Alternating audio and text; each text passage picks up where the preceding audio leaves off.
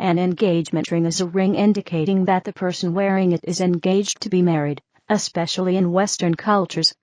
In Western countries, engagement rings are worn only by women, and rings can feature diamonds or other gemstones. In other cultures, men and women wear matching rings. In some cultures, engagement rings are also used as wedding rings. The woman's ring is presented as a betrothal gift by a man to his prospective spouse, while he proposes marriage, or directly after she accepts his marriage proposal. It represents a formal agreement to future marriage. In Western countries, it is customarily worn on the left-hand ring finger, though customs vary across the world. Before agreeing to marry, a couple may choose to buy and wear pre-engagement rings, also called promise rings. After marrying, the couple may wear both engagement rings and wedding rings, or if they prefer, only the wedding rings. Some brides have their engagement and wedding rings permanently soldered together after marriage. Ancient times. Although the ancient Egyptians are sometimes credited with having invented the engagement ring, and the ancient Greeks with having adopted the tradition, the history of the engagement ring can only be reliably traced as far back as ancient Rome. In many countries, engagement rings are placed on the finger nearest the little finger on the left hand. At one time it was believed that this finger contained a vein, the vena amoris, that led to the heart. This idea was popularized by Henry Swinburne in a treatise of Spousals, or Matrimonial contracts, 1686. The story seems to have its origin in the ancient Roman book Aegyptiacorum by Aulus Gellius, quoting Apion's Aegyptiacorum, where the alleged vein was originally a nervus, a word that can be translated either as nerve or sinew. The popular belief that an engagement ring was originally part of the bride price, which represented purchase and ownership of the bride, has been called into question by contemporary scholarship. In the 2nd century BC, the Roman bride-to-be was given 2 rings, a gold one which she wore in public, and one made of iron which she wore at home, while attending to household duties. At one time Roman citizens wore rings made of iron. In later years, senators who served as ambassadors were given gold seal rings for official use when abroad. Later the privilege of wearing gold rings was extended to other public officials, then to the knights, later to all freeborn, and finally under Justinian, to freedmen. For several centuries it was the custom for Romans to wear iron rings at home, gold rings in public. During this period a girl or woman might receive 2 engagement rings, one of iron, and one of gold. Middle Ages.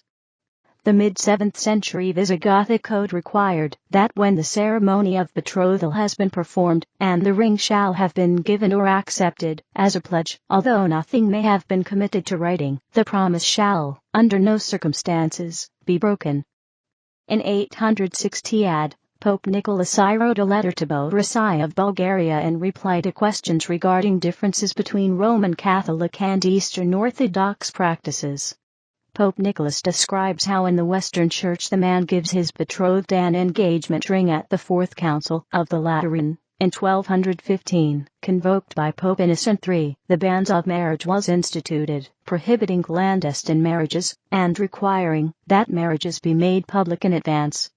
Some legal scholars have seen in this a parallel with the engagement ring tradition described by Pope Nicholas I. Renaissance.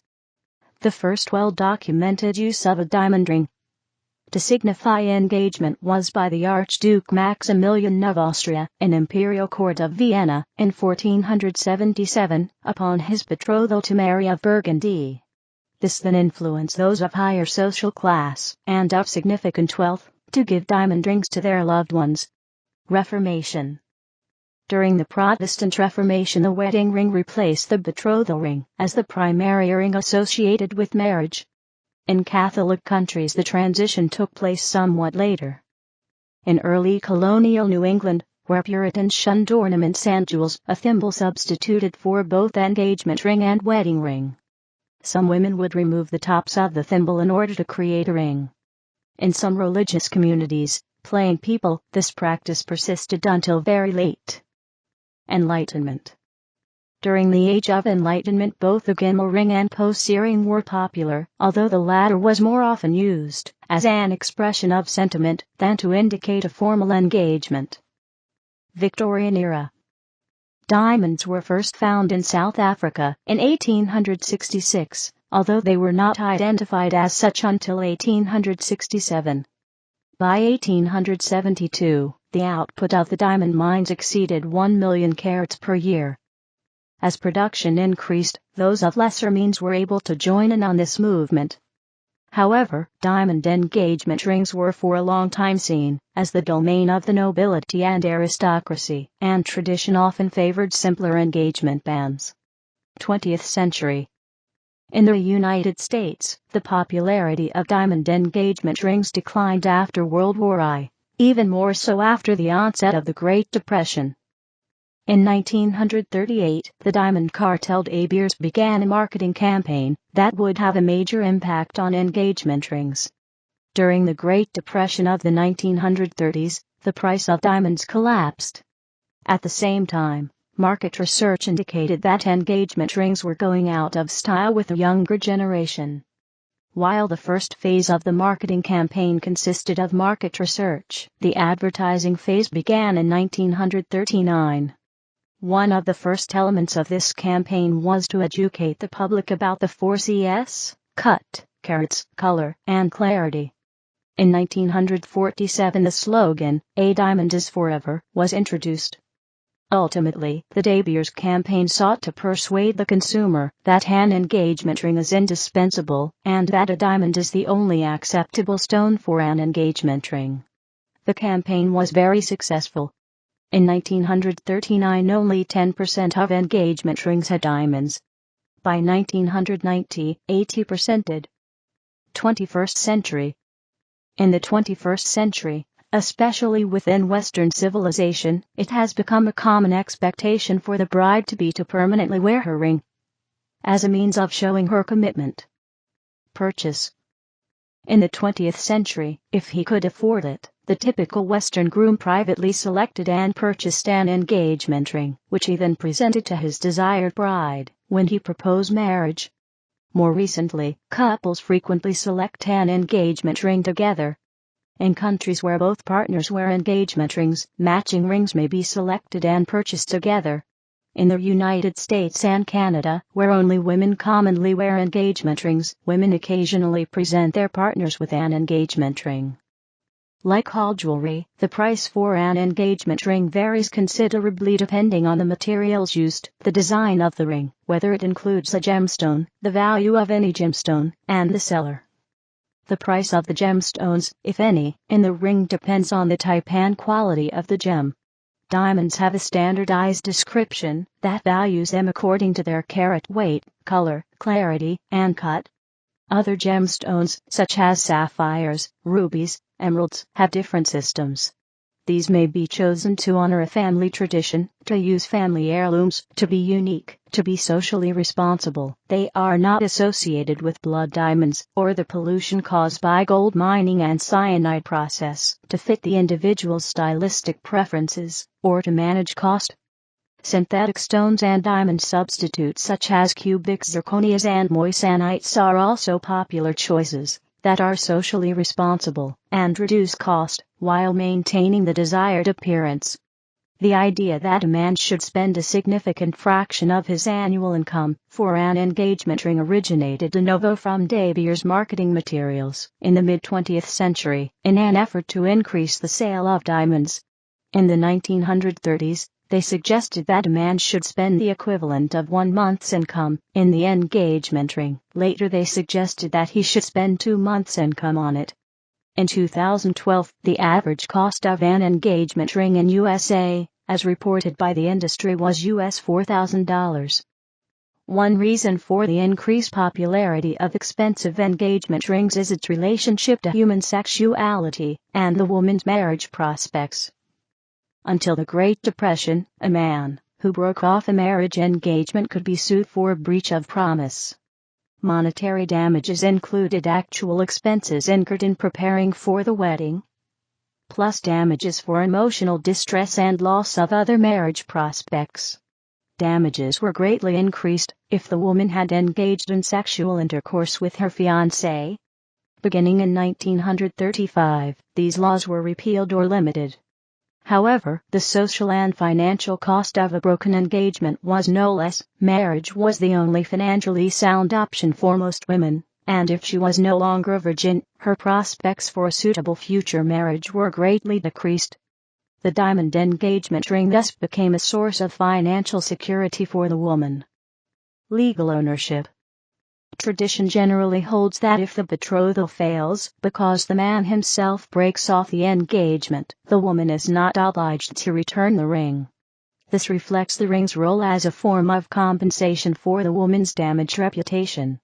Legally, this condition can be subject to either a modified or a strict fault rule. Under the former, the fiancé can demand the return of the ring, unless he breaks the engagement.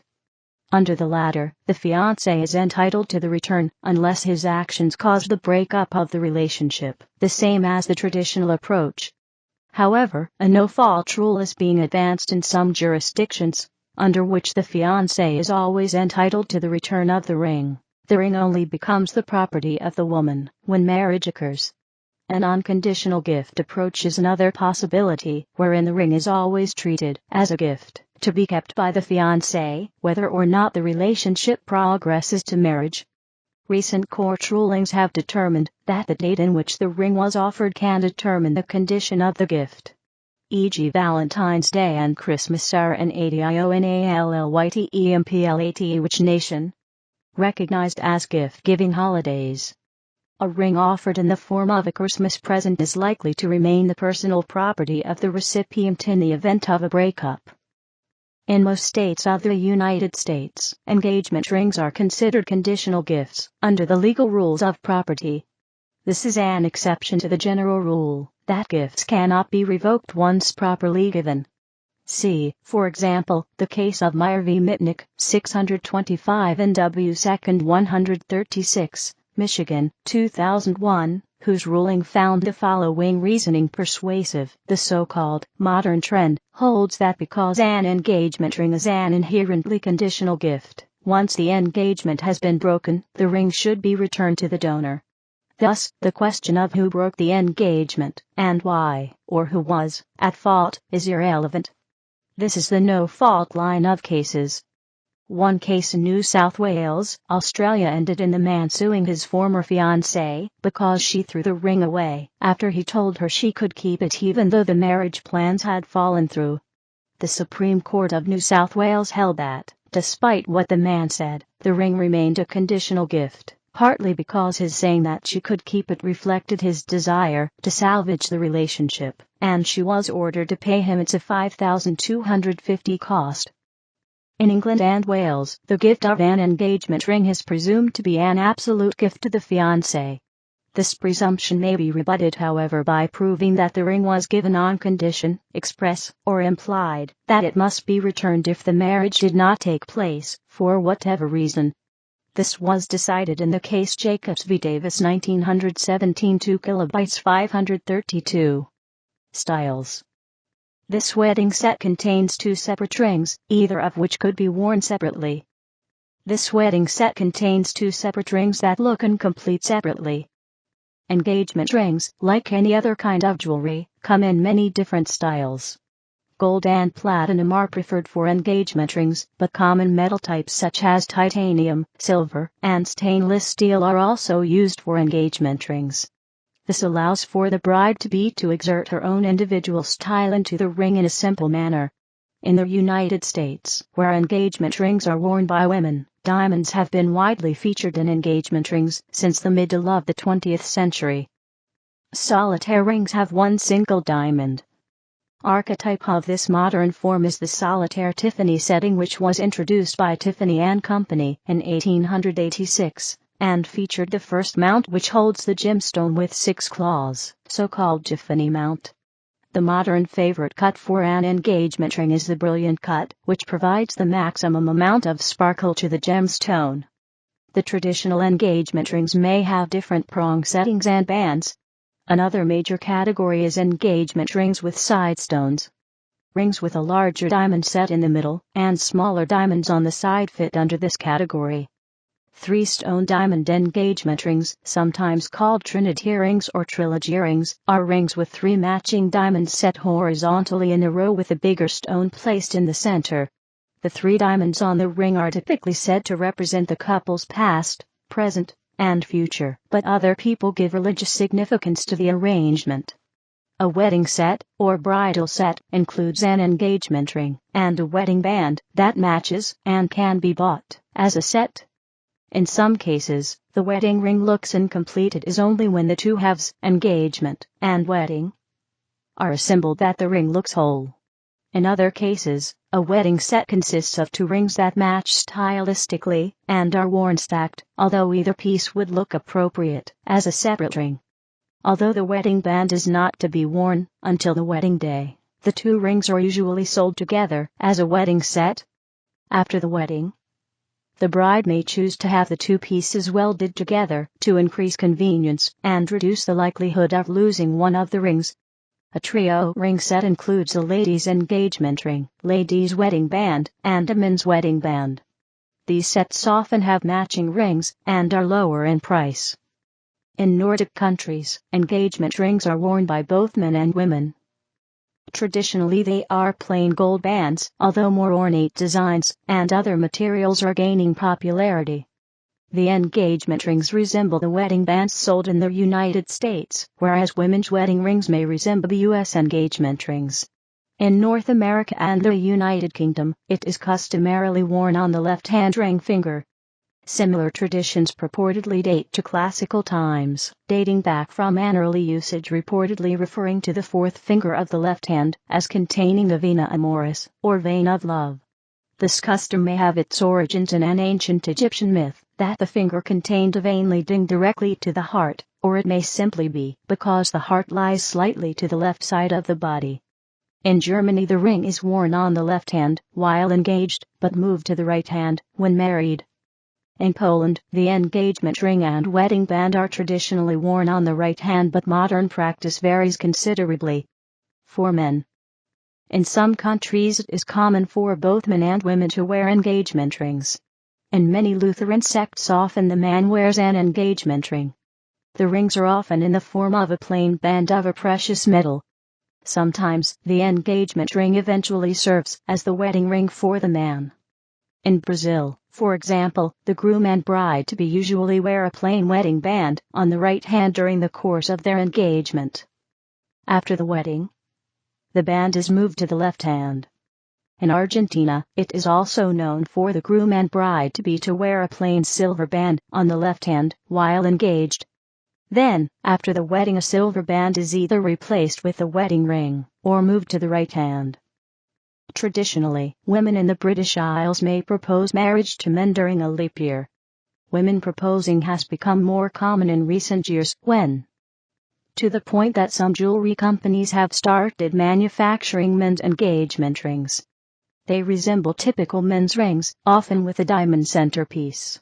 In the countries where both sexes have traditionally worn engagement rings, the rings tend to be plainer bands, and there is no real difference between men's and women's engagement ring designs.